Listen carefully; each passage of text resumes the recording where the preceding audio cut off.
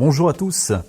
Alors, je vous ai fait un tirage pour les prédictions mondiales aujourd'hui. Donc, la période que j'ai demandé, c'est celle qui va du 21 novembre au 5 décembre 2020. Donc, on a nos 4 lignes et nos 4 événements à venir. Je rappelle que pour ce format d'actualité, je pars sans aucun indice pour les 4 événements, pour les 4 thèmes. Donc, on est vraiment dans l'hypothèse. Je n'ai aucun rail pour me guider sur la nature des événements, ce qui rend l'interprétation extrêmement difficile et la relecture toujours passionnante en même temps. Alors, on commence avec la ligne 1. Le roi de denier. Le 10 de coupe. Le grand sceau.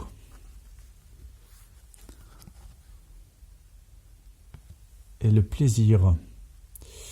Bon, donc, on a probablement un décès d'une personnalité a priori connue, avec une certaine notoriété qui nous est montrée là.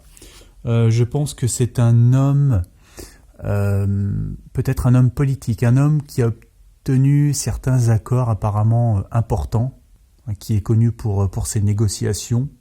Voilà, j'ignore si ce sont des accords politiques, des accords économiques, des accords de paix, mais je pense qu'on est là-dessus. Alors, le grand sceau, est-ce que ces accords, ils ont permis peut-être à des pays de franchir une étape, de laisser un petit peu le passé derrière eux pour se projeter dans l'avenir, pour se développer? Ou alors, le grand sceau, est-ce que c'est une référence au décès, quelqu'un qui passe de l'autre côté? Et le plaisir. Alors le plaisir, ça peut être, peut-être que ce décès intervient, on peut dire lors d'une fête, peut-être, lors d'un divertissement, peut-être lors d'un jeu, voilà, lors d'un événement assez anodin, un décès un petit peu surprise, ou c'est une carte qui peut nous parler simplement d'épanouissement, donc voilà, qui a aidé certains pays, de par ses accords, à faire le grand saut vers une plus grande liberté. Ça pourrait être aussi, on va voir ce que ça sera. Ensuite, ligne 2. Un 6 de coupe. Un 2 d'épée. Le Graal. Et le projet. Alors quand je vois le Graal, je pense tout de suite à une victoire pour une place, une victoire avec de la compétition, avec des concurrents. Et le Graal, il nous parle aussi de se relever après être tombé, de se relever après la défaite, de ne pas abandonner et de repartir à la conquête d'un titre. Donc évidemment, en voyant ça, j'aurais tendance à interpréter les autres cartes en fonction des élections américaines, où le vainqueur annoncé mais non officiel est Joe Biden, avec un Trump qui s'accroche pour l'instant. Donc là, je dirais que ce 6 de coupe, il nous montre, une certaine courtoisie, un certain fair play peut-être. Il y a l'idée de passer la main à quelqu'un, de l'aider à monter, à prendre une place. Donc moi, je ne sais pas si Trump, finalement, il ne va pas finir par concéder la victoire un petit peu pour avoir l'image, finalement, de quelqu'un d'assez fair play, d'assez bon joueur, on pourrait dire.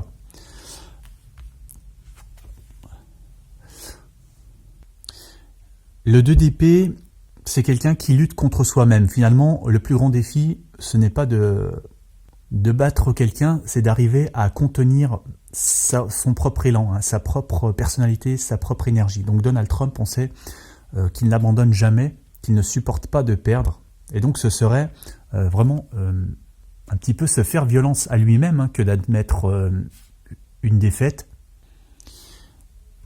Mais en fait, je pense qu'il fera ça parce qu'à la fin, on a le projet. Donc le projet, il nous parle d'avenir, il nous parle de construire une stratégie à long terme.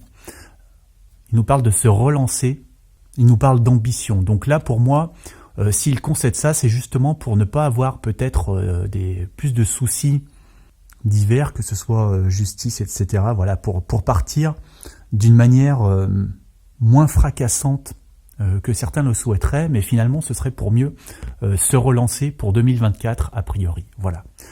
Il partirait, mais tout de suite en mettant en avant le fait qu'il va revenir et qu'il se lance en projet pour 2024. Voilà, ce serait sa stratégie, si c'est bien ça, mon interprétation. Ensuite, ligne 3. On a un 9 de bâton. On a un 6 d'épée. On a la captivité. On a le travail. Alors, pas simple. Cette carte, elle peut nous parler de découverte, de recherche, de découverte. On trouve quelque chose qui vient du passé, donc une découverte archéologique, quelque chose comme ça. Ça pourrait être une piste. Maintenant, ça peut être une découverte. Peut-être qu'on est dans l'histoire du vaccin du Covid, une découverte qui permet de conserver la santé humaine, puisque vous voyez que là, on a quelque chose qui a traversé le passé et qui est resté en bon état. Donc, ça peut être une allusion à la santé qui perdure. Donc, on serait peut-être sur l'histoire des vaccins. Ce qui m'a orienté principalement là-dessus, c'est cette carte, puisqu'on est encore dans la recherche, ici, dans cette carte, dans son thème. Et c'est la recherche, vous voyez, on a des aiguilles ici. Et justement, cette carte m'avait parlé, je ne sais plus, je crois que c'était une fois pour l'histoire avec l'hydroxychloroquine, déjà à propos du Covid, et du Lancet. Donc pour moi ici, ce serait peut-être la recherche, le vaccin. Là, on aurait les doses de vaccin ici qui sont tenues. Donc, vous savez que plusieurs laboratoires viennent d'annoncer des vaccins qui seraient opérationnels. Donc je pense qu'on pourrait être sur une histoire comme ça. Là, on a la captivité. Alors ça peut être plusieurs choses. Ça peut être une carte qui nous parle un petit peu de chantage au vaccin. Alors est-ce que c'est un chantage pour se faire vacciner ? Ou alors, est-ce que c'est une carte qui nous parle de la pression mise sur certains laboratoires à propos de ces vaccins ? Là, c'est la carte du travail. Donc, on peut être sur la production à grande échelle industrielle de ces doses de vaccins, avec peut-être une pression sur certains laboratoires de la part de certains pays pour s'accaparer les doses ou quelque chose comme ça. Voilà, ou cette histoire de contrainte de chantage avec le travail. Ça peut aussi être une carte qui nous parle de contestation, de faire grève, voilà, de s'opposer à des conditions douteuses, inacceptables. Donc voilà, je pense qu'on est dans ce thème-là. On va surveiller et réaffiner avec des zooms voyance si je juge qu'il y en a besoin. Alors, ligne 4. L'empereur.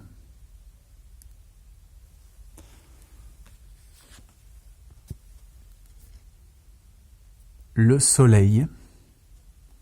Vous voyez qu'on a des cartes avec des illustrations assez étonnantes par rapport aux illustrations traditionnelles. Là, on a la captivité.